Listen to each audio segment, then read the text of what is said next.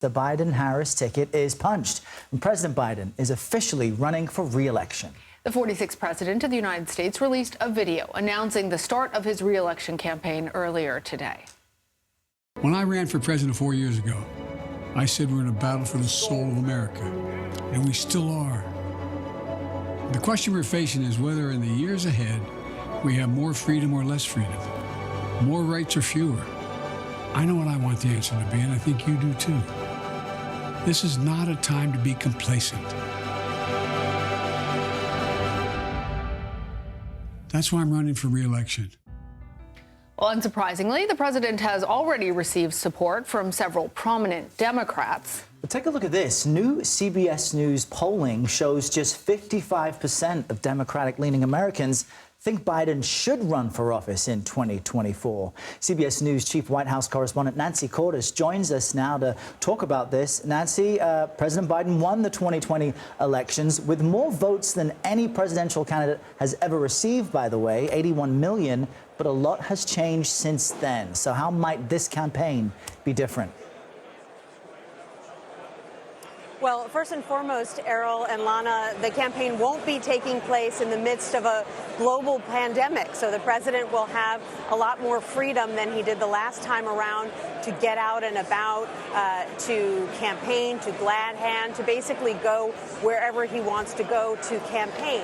On the other hand, that creates much larger expectations that he will maintain a more vigorous campaign schedule than he did the last time around, on top of what is obviously a very busy day job as president of the United States. Last time around, he was the one with the luxury to sort of focus entirely on the campaign because back then Donald Trump was president. This time around, he's going to have to make some tough decisions about how he balances those two responsibilities. Well, Nancy, we've heard a little bit from the president, and we know that he's talked about wanting to finish the job. What more can you tell us about how he intends to appeal to voters in 2024? Well, based on the conversations that we've had and based on the campaign video that you just played a snippet of, it's pretty clear that some of the themes that this president is going to be talking about again and again are pretty similar to his 2020 bid. He'll talk about protecting democracy and fighting extremism.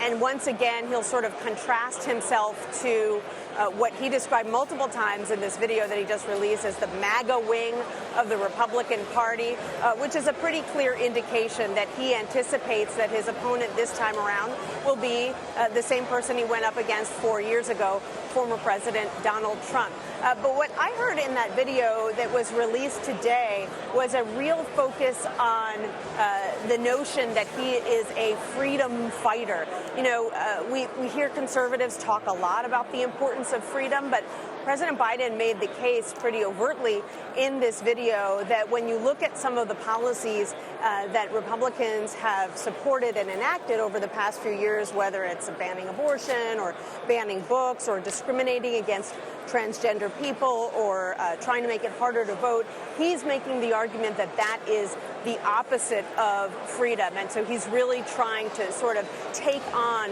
the mantle of the candidate in this fight who is most committed to freedom. All right, Nancy Cordes, thank you.